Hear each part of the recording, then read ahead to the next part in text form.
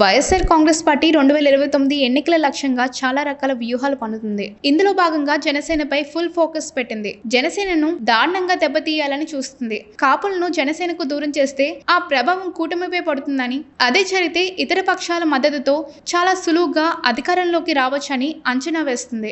అయితే అది అంత తేలికైన విషయం మాత్రం కాదు. ముఖ్యంగా జనసేన నుంచి కాపులను ఇప్పట్లో వేరు చేయడం కుదిరే పని కాదు. ఎందుకంటే కాపులు పవన్ కళ్యాణ్ విషయంలో కొంత సంతృప్తితో అయితే ఉన్నారు. తమ వారు డిప్యూటీ సీఎం పదవి వరకు వచ్చారని, ఏపీ పాలనలో భాగస్వామ్యం అవుతున్నారని, ఆయన నిర్ణయాలకు గౌరవం లభిస్తుందని వారిలో సంతృప్తి ఉంది.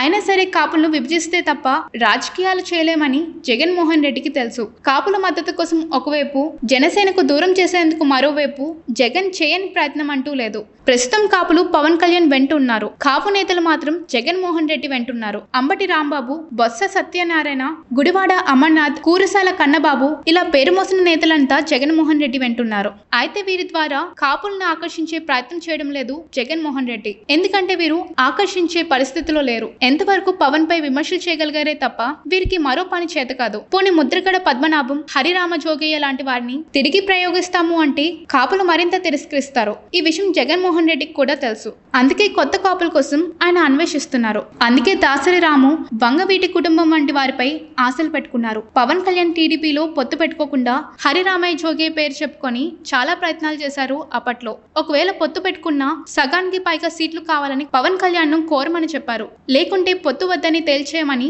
సలహా ఇచ్చారు. అప్పట్లో హరిరామ జోగయ్య పేరుతో లేఖలు రాసి పవన్ కళ్యాణ్ పై ఒత్తిడి చేసేందుకు ప్రయత్నం చేశారు. ముద్రగడ పద్మనాభం అయితే జనసేనలోకి వచ్చి తనదైన వైసీపీ ప్రయోజనాల కోసం కృషి చేయాలని చూశారు. దానిని ముందే గ్రహించారు పవన్ కళ్యాణ్. అందుకే జనసేనలోకి ముద్రగడ ఎంట్రీనే లేకుండా చేశారు. ఆ కోపంతోనే ముద్రగడ వైసీపీలోకి వెళ్లారు. పవన్ కళ్యాణ్ ఓడిస్తానని శపథం చేశారు. ఓడించలేక పద్మనాభరెడ్డిగా పేరు మార్చుకున్నారు. జగన్మోహన్ రెడ్డి ముందుగా హరిరామ జోగయ్యను వాడేశారు. ఆ తర్వాత ముద్రగడ పద్మనాభన్ను వాడేశారు. ఇప్పుడు కొత్తగా వాడేందుకు దాసరి రాము కనిపిస్తున్నారు. అవసరమైతే వంగవీటి కుటుంబంలో ఒకరిని తెచ్చి కాపు రాజకీయాల్లో కాకరేపాలను చూస్తున్నారు. కానీ వారు ముందుకు వస్తారా లేదా అనేది తెలియాల్సి ఉంది.